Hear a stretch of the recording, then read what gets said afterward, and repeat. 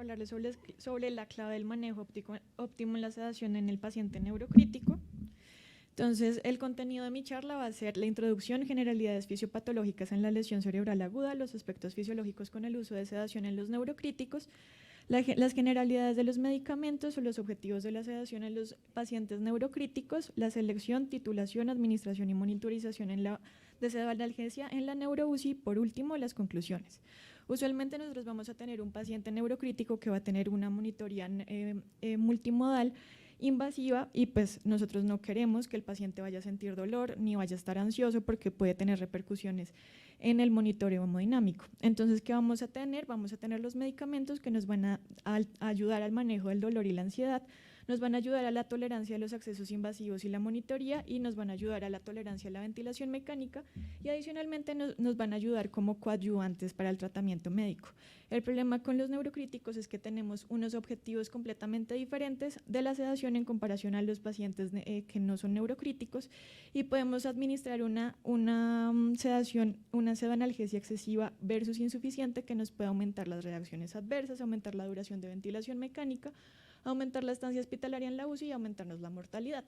Entonces, ¿cuáles son los aspectos fisiopatológicos de la injuria cerebral aguda? Como ya nos han demostrado en las anteriores charlas, nosotros vamos a tener una injuria cerebral que nos va a causar una pérdida de la autorregulación cerebral. ¿Esto qué va a hacer? Que nosotros tengamos un rango muy estrecho en la zona de autorregulación normal, haciendo que necesitemos una presión de perfusión cerebral entre un límite más estrecho, que si nos pasamos y la aumentamos demasiado podemos llevar al paciente a una edema cerebral o si disminuimos esa presión de perfusión cerebral podemos llevarlo a isquemia. Entonces, ¿cuáles son los efectos fisiológicos de la pseudoanalgesia? Ella va a ayudarnos a disminuir el flujo sanguíneo cerebral, haciendo por medio de las intervenciones en el gasto cardíaco, en la presión arterial, en la actividad metabólica y en la reactividad vascular que va a estar alterada por medio de la intervención de estos medicamentos sobre la PaCO2 y la PaO2. Entonces, nosotros con los sedantes podemos llevar al paciente a que esté en estos límites estrechos de autorregulación o podemos causar que el paciente esté en el límite isquémico o en el límite de edema cerebral. También nos va a intervenir en la tasa de consumo cerebral, entendiendo que el consumo cerebral de oxígeno lo normal es que sea 3.3 cc por cada 100 gramos por minuto y lo normal del flujo cerebral sea de 50 mililitros por cada 100 gramos de parenquima cerebral por minuto. Entonces, ¿qué vamos a hacer con el sedante ideal? Mantener ese paciente en un metabolismo mínimo, manteniendo una tasa de consumo cerebral baja. En cuanto a la presión intracraniana, siempre vamos a tener el paciente o en una fase 2 o en una fase 3, haciendo que tengamos una disminución en la distensibilidad. Los sedantes nos pueden ayudar a que tengamos una disminución de esta distensibilidad, evitando a que tengamos una hipertensión endocraniana. ¿Cómo se hace eso? Por medio de la reducción de la agitación, reducción del dolor y reducción del consumo de oxígeno y el flujo sanguíneo cerebral.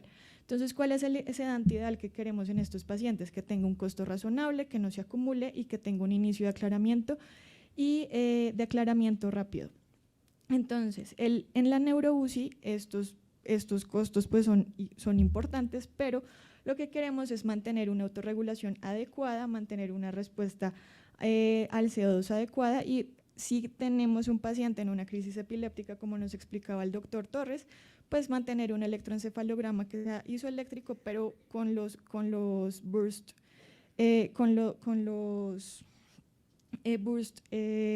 o sea, manteniendo un electroencefalograma isoeléctrico. Entonces, ¿cuáles son los tipos de medicamentos que tenemos? Entonces, tenemos la dexmedetomidina, que nos va a disminuir el flujo sanguíneo cerebral, nos va a disminuir la PIC y nos va a disminuir la PAM, no va a tener un impacto en el consumo de oxígeno cerebral y no hay ningún estudio que nos confirme que tenga algún efecto sobre el umbral anticonvulsivante. Vamos a tener los agonistas GABA, que son las benzodiazepinas, el propofol y los barbitúricos, que nos van a disminuir el flujo sanguíneo cerebral, el consumo de oxígeno, la PIC y la PAM, y nos pueden aumentar el umbral anticonvulsivante. Y vamos a tener los opioides que se van a unir a los receptores mu, 1, mu2, kappa, omega y delta, que van a causar una disminución del flujo sanguíneo cerebral, una disminución de la PAM y una disminución del umbral anticonvulsivante y del consumo de oxígeno, pero nos pueden aumentar un poco la PIP. En cuanto al antagonista no competitivo de NMDA, vamos a tener la ketamina, que no va a tener ningún efecto sobre el flujo sanguíneo cerebral ni el consumo de oxígeno, puede bajarnos la PIC o mantenerlo igual, y nos puede mantener una PAM elevada. También nos sirve como un umbral anticonvulsivante. Este sedante pues, se ha caracterizado por ser contraindicado en los pacientes neurocríticos, pero en los últimos estudios se han visto que tiene un efecto neuroprotector, ya que disminuye la liberación de glutamato y también disminuye la despolarización cortical propagada. Adicionalmente tiene otros 2 efectos. Tiene efectos diferentes en el cerebro, especialmente en el puente y en el cerebelo y en el lóbulo temporal, haciendo que haya un aumento del flujo sanguíneo cerebral y un aumento en el consumo de oxígeno en estas zonas, pero en la zona frontal, en la ínsula y en el giro anterior pueden causar una disminución del flujo sanguíneo cerebral y una disminución en el consumo de oxígeno. Esto es muy bueno porque gracias a esto la ketamina no nos va a causar fluctuaciones en la PIC. Los bolos de la ketamina pueden causar una reducción de la PIC y su efecto puede ser más duradero y pues que no nos va a causar tantos efectos adversos en los pacientes. Se ha visto que la ketamina en infusión puede aumentar la PPC, pero la limitación es que la ketamina siempre ha sido utilizada con una sedación multimodal, o sea, nunca se ha utilizado como el único medicamento. En cuanto a los anestésicos inhalados, tenemos el sevoflurane y isoflurane y desflurane en nuestro medio, y estos nos van a aumentar el flujo sanguíneo cerebral, nos van a aumentar la PIC, nos van a disminuir el consumo cerebral, el consumo de oxígeno cerebral y nos van a disminuir la autorregulación cerebral. Estos se van a administrar en los pacientes por medio del sistema Anaconda, que nos decía el doctor Torres, entonces se va a colocar entre el tubo endotraqueal y el sistema en Y. El problema con estos anestésicos inhalados es que no han demostrado un efecto bueno sobre los pacientes que tienen un ictus o tienen una hemorragia subaracnoidea.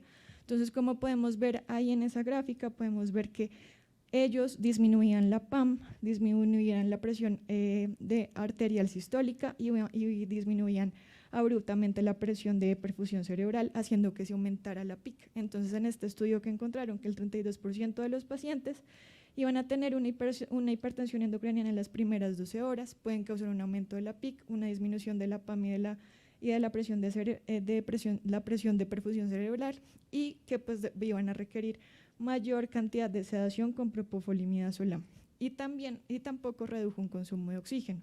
Entonces, ¿cuáles son los objetivos de la sedación y la analgesia en estos pacientes? Lo ideal es proteger al paciente en la fase aguda de la injuria cerebral. Entonces, ¿cómo se va a hacer eso? Con un manejo de la PIC, con un control de la temperatura, de estatus epiléptico y evitar que el paciente tenga una actividad simpática paroxística. Es decir, esto se traduce como una neuroprotección. Entonces, ¿cuáles son las preguntas que tenemos que tener en cuenta? ¿Cuál es el medicamento que tenemos que utilizar? ¿Cómo lo vamos a monitorizar? ¿Y cómo lo vamos a administrar? Entonces, se han hecho un estudio, solamente se ha hecho como pocas revisiones sistemáticas sobre la sedación sobre los pacientes con trauma craneoencefálico. Entonces, querían evaluar cuáles eran los efectos de los sedantes sobre los desenlaces neurológicos, sobre la PIC, sobre la presión de perfusión cerebral y cuáles eran los efectos adversos que tenían estos pacientes. Entonces, de todos los 1.892 estudios que encontraron, solamente 13 cumplieron con los criterios de inclusión, encontrando que el propofol y el midazolam no tienen ningún impacto sobre la PIC, la presión de perfusión cerebral y sobre la presión arterial media, pero el propofol sí nos podía causar una hipertrigliceridemia. En cuanto a los opioides versus opioides, se dieron cuenta que el fentanil es el que más disminuye la PIC, no hay diferencias en la PPC, pero son los que más producen hipotensión. Y en cuanto a las diferencias entre la morfina y el propofol, se ha visto que el propofol es el que más va a disminuirnos la PIC, pero es el que más requerimiento de vasopresor va a tener. El problema con la morfina es que nos puede causar una hipertensión endocraniana no controlable, entonces hay que limitarla también en estos pacientes. En cuanto a la comparación entre dos regímenes de sedación, donde utilizaron remifentanil más propofol y fentanil más midazolam, ellos encontraron que los pacientes que tenían fentanil más midazolam iban a tener mayor, si van a tardar más tiempo en despertarse, o sea, 12 días en despertarse. En cambio, los pacientes que van a tener remifentanil con propofol iban a tardar 5 días para despertarse. Lo que causó que los pacientes con propofol y remifentanil se pudieran despertar mucho más temprano en comparación con el régimen de midazolam y remifentanil. Entonces, ¿qué es lo que nosotros utilizamos en la Fundación Santa Fe? Entonces, acá tenemos las guías que ha hecho el doctor Celis y compañía, y ellos nos recomiendan que hay que hacer una evaluación neurológica previa, hay que tomar neuroimágenes, hay que hacer un protocolo guía local, haciendo un monitoreo multimodal y una monitorización de la sedación y tener un protocolo de los cuidados médicos. Todo esto con el propósito de evitar la lesión secundaria, el control de dolor y de la ansiedad, y pues colocar medicamentos que tengan una vida media corta, como el remifentanil, el propofol y la dexmedetomidina. Las recomendaciones de administración de los medicamentos es que el propofol debe darse en una infusión menor a 5 miligramos kilogramo hora por lo menos por 5 días, porque si se exceden esos días, eso va a hacer que podamos tener un síndrome de infusión por el propofol. Midazolam hay que colocarlo cuando el propofol está contraindicado, y el tiopental utilizarlo cuando tengamos una hipertensión endocrinal refractaria. También colocar remifentanil en dosis mínimas con el propósito de reducir la hiperalgesia y evitar una interrupción diaria de la sedación de los pacientes con hipertensión endocraniana. Entonces, otras sugerencias que encontré en la literatura para la selección de la sedanalgesia es dependiendo del escenario clínico. Si tenemos un paciente con hipertensión endocraniana, temperatura o estatus epiléptico, la primera línea debería ser el propofol y el midazolam, y la segunda línea debería ser el fentanil y la morfina.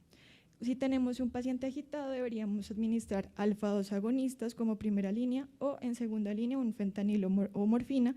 Y si tenemos un paciente con actividad simpática paroxística, deberíamos utilizar dexmedeto o clonidina o fentanil o morfina. En cuanto a la monitorización, lo podemos hacer de la forma clínica, hacerlo de acuerdo con la respuesta pupilar, pero tener en cuenta que tenemos 3 escenarios. Tenemos un paciente que va a tener disminución de la respuesta gracias a los agonistas GABA, como el propofol y las benzodiazepinas, un aumento de la respuesta dado por la dexmedetomidina y la ketamina, o que el paciente no tenga ningún cambio, que esos son los opioides que no causan ninguna respuesta pupilar. Esta se puede cuantificar por medio de la pupilometría. En cuanto a la monitorización de la sedación, eso lo podemos hacer por medio de las escalas de sedación, que puede ser la SAS, que nos habla si el paciente de 7 eslabones, si el paciente no despierta, si está muy sedado, calmo, agitado, muy agitado o con agitación peligrosa. Tenemos otro que es la RAS, que es una escala de agitación que vamos a tener 10 eslabones también, y que vamos a tener un lado positivo donde el paciente va a estar más alerta y un lado negativo donde el paciente va a estar más sedado, y la escala FOUR, que nos va a evaluar la respuesta ocular, la respuesta motora, los reflejos de tallo y la respiración. Otra forma de hacerlo es por medio del índice biespectral, donde vamos a colocar en la frente del paciente unos electrodos. Estos electrodos van a censar la actividad eléctrica y la van a traducir en un número. Entonces, ¿cuál es el rango de sedación que queremos en estos pacientes? De 40 a 60, y si los tenemos menor de 40, pues estamos en un escenario de sobresedación. En estatus epiléptico, como ya nos mencionó el doctor Torres, pues deberíamos mantenerlo en un índice de supresión con un electroencefalograma, pues, y con una onda, intentar que no esté con una onda isoeléctrica. Otra forma es por medio del espectrograma, que nos va a mirar las ondas de acuerdo como a un gráfico de espectros, y de acuerdo a la frecuencia de la onda nos va a generar un color. Cada uno de los anestésicos, de los sedantes que les acabo de mostrar, pues nos va a dar un patrón diferente en el espectrograma, y lo que tenemos que evitar es el burst suppression. ¿Por qué? Porque lo que puede hacer es causar un aumento en la mortalidad gracias a que pueda haber un daño neuronal en ese momento. En cuanto a la titulación de la sedación, lo que tenemos que hacer lo tenemos que hacer por medio de las escalas de sedación y de agitación, del neuromonitoreo, de acuerdo si el paciente tiene un estatus convulsivo, si tiene metas terapéuticas o si presenta una hiperactividad simpática paroxística. Tenemos dos formas para administrarlo y es por medio de la sedación profunda con el propósito de controlar la PIC y disminuir el consumo de oxígeno, disminuir la demanda metabólica, evitar la agitación, la ansiedad y las asincronías y evitar las convulsiones. Adicionalmente, lo podemos hacer con sedación superficial, que nos puede ayudar a que podamos hacer un examen físico neurológico, disminuir la hipotensión, el delirium y disminuir los días de ventilación mecánica. En cuanto a las pruebas de despertar, realmente no están muy bien dilucidadas y pueden causar un peor desenlace en los pacientes, porque ellas pueden causar un aumento de las descargas de las hormonas de estrés, haciendo que haya un aumento de la activación simpática, haciendo que haya un aumento de la PIC y un aumento del consumo de oxígeno, y pues nos puede empeorar la lesión secundaria. Por lo tanto, son más contraindicaciones de las que tenemos que tener en cuenta en estos pacientes, que son la hipertensión endocraniana, el estatus epiléptico, la hipertermia y la disminución de la distensibilidad. Si tiene alguno de estos, pues lo ideal es no hacer estas pruebas de despertar en estos pacientes. Y por último, les dejo este algoritmo que está basado de acuerdo a las mediciones de la presión endocraniana. Entonces, si tenemos un paciente con una hipertensión endocraniana, lo ideal es ponerle una pseudoanalgesia, hacerle una titulación de acuerdo al neuromonitoreo, y si el paciente ha tenido una evolución hacia la mejoría, intentar hacer una reducción paulatina de esa sedación.